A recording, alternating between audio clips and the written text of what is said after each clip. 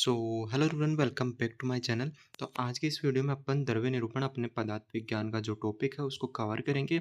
और अगले वीडियो में अपन और भी नए नए टॉपिक्स लाते रहेंगे। तो आप लोगों को और कोई जो मॉडर्न से या आयुर्वेद से रिलेटेड जो भी टॉपिक आपको पढ़ना हो वो तो कमेंट कर देना, मैं इसके ऊपर नेक्स्ट वीडियो बना दूंगा। तो आज का जो वीडियो रहेगा अपन इसके अंदर अपन द्रव्य का परिचय, व्युत्पत्ति और लक्षण देखेंगे। और जो अपना नेक्स्ट वीडियो रहेगा उसके अंदर अपन इसका वर्गीकरण और उसकी संख्या को देखेंगे। द्रव्य का वर्गीकरण और द्रव्य की संख्या। तो आज के अपने टॉपिक जो द्रव्य का परिचय रहेगा तो उसको अपन देख का परिचय स्टार्ट करते हैं। तो द्रव्य के परिचय में अपन ने देखा था कि वैशेषिक दर्शन और जो चरक थे अपने, तो उन्होंने 6 पदार्थ माने थे। 6 पदार्थ कौन कौन से माने थे वो चीज़ अपन देखते हैं।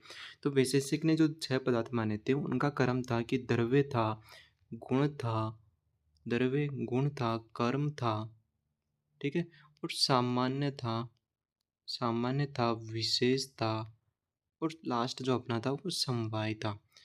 तो ये अपने 6 पदार्थ माने थे उन्होंने, किसने? वैशेषिक दर्शन ने। और जो चरक थे, चरक ने क्या किया था कि द्रव्य को है ना पहले गुण रख दिया, फिर उसके बाद में द्रव्य रखा था। आई मीन कैसे था, इस चीज को भी अपन देख लेते हैं।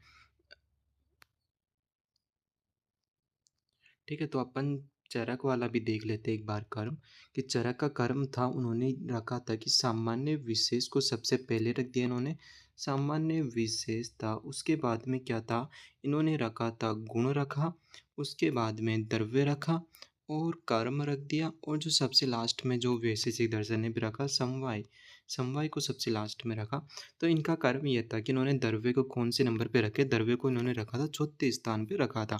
तो अपन ने क्या देखा कि द्रव्य क्या है कि वैशेषिक दर्शन ने भी जो भाव पदार्थ थे उनके अंदर द्रव्य को तो प्रथम स्थान दिया। और जो चरक संहिता थी उन्होंने 6 पदार्थों के अंदर द्रव्य को चौथा स्थान दिया। ये चीज़ अपन को ध्यान रहनी चाहिए। और द्रव्य बेसिकली है क्या? द्रव्य क्या? भाव पदार्थ है। अब अपन द्रव्य का जो डेफिनेशन वगैरह, द्रव्य की व्युत्पत्ति, लक्षण वगैरह वो देख लेते हैं कि द्रव्य का व्युत्पत्ति वगैरह है क्या। तो सबसे पहले आता है कि इटिमाइलोजिकल डेरिवेशन ऑफ द वर्ड द्रव्य। कि जो द्रव्य शब्द है तो द्रव्य शब्द की व्युत्पत्ति क्या है।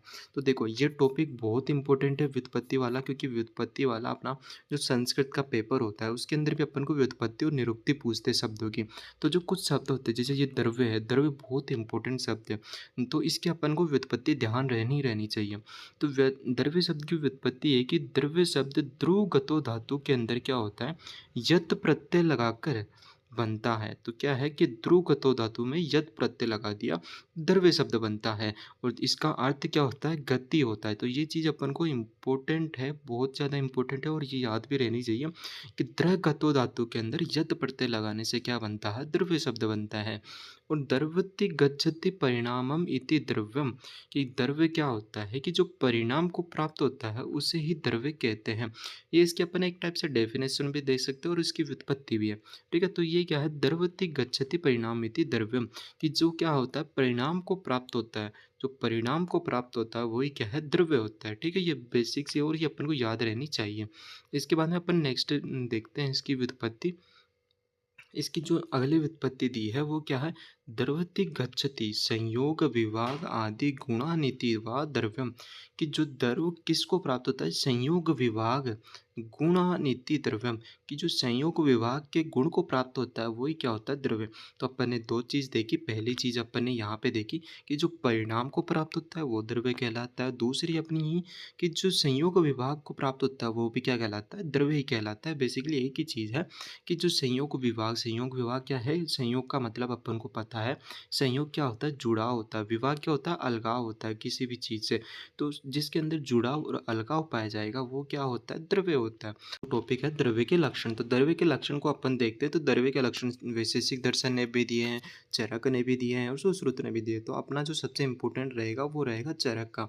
और अगर आप लोगों को श्लोक वगैरह अगर ढंग से याद होते तो ये वाला भी आप कर सकते हो कि क्रिया गुणवत् समवाय कारणम इति द्रव्य लक्षणम। ये क्या होता है, क्रिया गुणवत् समवाय कारणम इति द्रव्य लक्षणम। कि जो क्या होता है, क्रिया और गुण युक्त होता है, समवाय कारण होता है, वो क्या कहलाता है, द्रव्य होता है। तो द्रव्य के बारे में यहाँ पे 3 चीजें दी कि द्रव्य क्या होता है, क्रिया और गुण युक्त होगा, और दूसरी चीज वो समवाय का समवाय कारण भी होगा। समवाय कारण काय का होगा, समवाय कारण होगा कि क्रिया और गुण युक्त होना एक समवाय कारण, तो इसको अपन कैसे समझ सकते हैं? देखो, सबसे पहला अपना क्रिया और गुण युक्त होना। तो क्या होता है कि क्रिया और गुण जो होते हैं कि द्रव्य के आश्रित होते हैं। आप लोग इस चीज़ को समझना है कि जो अपना द्रव्य है, थोड़ा सा मैं इसको जूम कर देता हूँ, यहाँ पे अपन जूम कर लेते हैं, ठीक है। तो अपना क्या होता है जो द्रव्य है, द्रव्य को एक चीज़ समझना है कि द्रव्य के आश्रित क्या होता है कि जो क्रिया होती है, कि कोई भी क्रिया जो होगी, द्रव्य का क्या होगा, गुण होगा, ठीक है। तो ये क्या होगा, क्रिया और गुण क्या है कि द्रव्य के आश्रित है, ठीक है। तो ये चीज़ अपन को ध्यान रहनी चाहिए कि कोई भी गुण हुआ तो गुण क्या होता है कि किसी भी चीज़ के ऊपर डिपेंड करेगा कि गुण कैसा भी हो सकता है। तो वो किस पे डिपेंड कर रहा है, वो जो चीज़ अपन देख रहे हैं, जिस चीज़ को अपन पढ़ रहे हैं या जिस चीज़ को अपन एनालाइज कर रहे हैं, तो उसके ऊपर डिपेंड कर रहा है कि उसका गुण क्या है। क्रिया क्या होगी कि कोई भी क्रिया, जैसे अपन ने किसी भी प्रकार का पदार्थ हुआ, तो वो क्या कार्य करेगा अपने शरीर में जाने के बाद, तो वो क्या होगा उसी के ऊपर डिपेंड करेगा। तो ये चीज़ हो गई अपनी, ठीक है। तो इसको अपन देख लेते हैं कि क्रिया और गुण युक्त होगा। क्रिया और गुण सदैव द्रव्य में ही आश्रित होते हैं, ठीक है। क्रिया और गुण गुण या कर्म में आश्रित नहीं रहते हैं। तो यहाँ पे एक लाइन लिखी है इन्होंने कि यहाँ पे लिखिए कि क्रिया और गुण, इस चीज़ को समझना कि क्रिया और जो गुण है, गुण या कर्म में आश्रित नहीं रहते हैं। तो यहाँ पे एक चीज़ लिखी उन्होंने कि क्रिया और जो गुण हैं वो गुण या कर्म में आश्रित नहीं रहते हैं। कि जो क्रिया होगी अपनी, क्रिया गुण के और कर्म के आश्रित नहीं होगी। किसकी आश्रित है, वो है द्रव्य के आश्रित है, ठीक है। तो ये चीज़ अपन को बहुत ज़्यादा समझने की ज़रूरत है कि क्रिया क्या होती है कि गुण और कर्म में आश्रित नहीं होती है, और उसी प्रकार जो गुण होता है वो अपने आप में भी आश्रित नहीं होता और वो कर्म में भी आश्रित नहीं होता।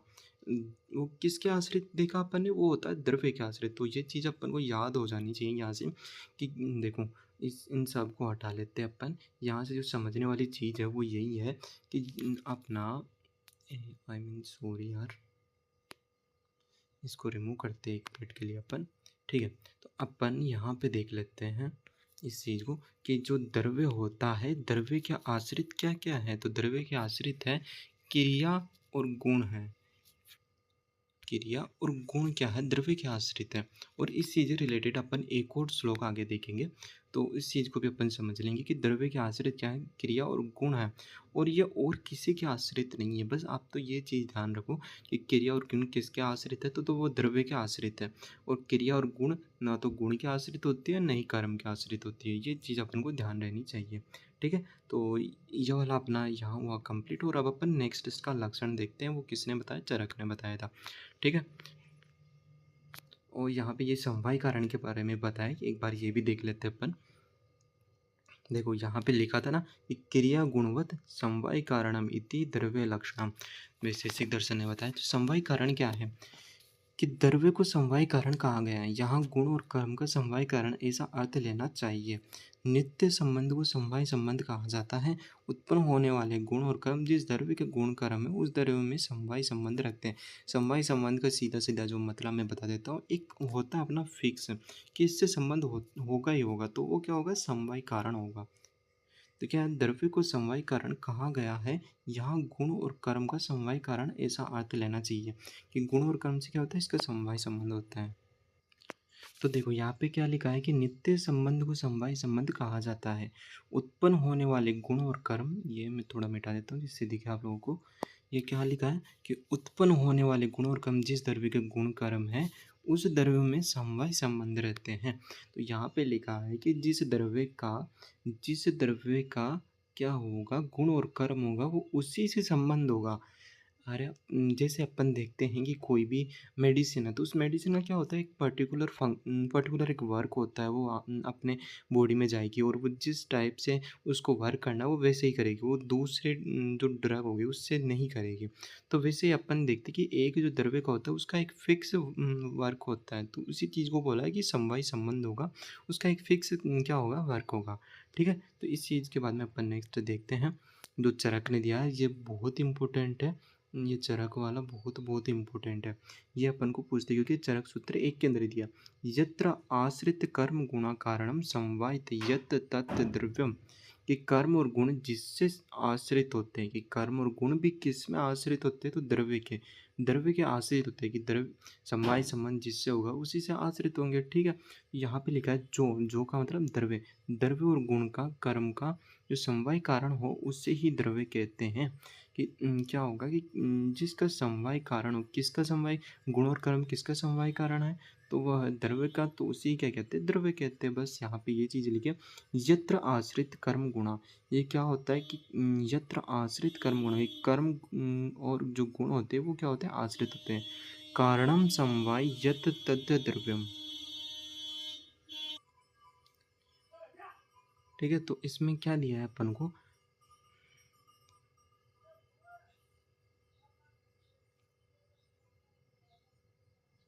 तो यहाँ पे लिखा है यत्र आश्रित कर्म गुणा कारणम समवाय यत्र तत् द्रव्यम। कि यत्र आश्रित कर्म गुणा, कि यो क्या होता है कि कर्म और गुण के आश्रित जो होता है वो द्रव्य के आश्रित होते हैं, और कारण होते हैं समवाय यत्र तत् द्रव्यम। और ये क्या होता है कि समवाय कारण होते हैं ये। तो क्या लिखा है यहाँ पे, डेफिनेशन लिखी है कि यत्र आश्रित कर्म गुणा कारणम समवाय यत्र तत् द्रव्यम। कि जो क्या है, कर्म और गुण जिसके आश्रित हो और जिसके समवाय कारण है, उसी को क्या कहते हैं, तत् द्रव्यम, वही क्या है, द्रव्य है। यहाँ पे हिंदी में देख लेते हैं अपन कि कर्म और गुण जिसमें आश्रित हो और जो द्रव्य गुण का समवाय कारण हो उसे ही क्या कहते हैं, द्रव्य कहते हैं। ये अपने चरक के अनुसार इसका लक्षण हो गया।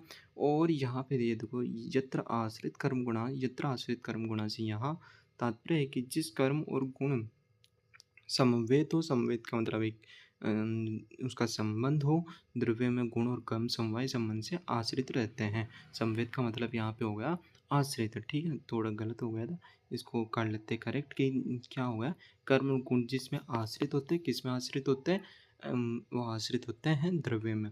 और इसका जो समवाय जो संबंध, ये क्या होता है, समवाय संबंध होते हैं जो समवाय कारण हो द्रव्य गुण और कर्म का समवाय कारण द्रव्य ही होता है। कि गुण और कर्म का जो समवाय कारण है वो क्या है, द्रव्य है। गुण और कर्म का समवाय कारण क्या है, द्रव्य है। ये चीज़ ऊपर लिखी, ये चीज़ बस देख लो एक बार और इसको याद कर लेना, ठीक है। तो अब अपन नेक्स्ट इसका देखते हैं। सुश्रुति ने भी लिखा है कि द्रव्य लक्षण तो क्रिया गुणवत् समवाय कारणमिति। कि क्रिया और गुण जिसमें रहते हैं और जिसका समवाय कारण होता है उसे ही द्रव्य कहते हैं।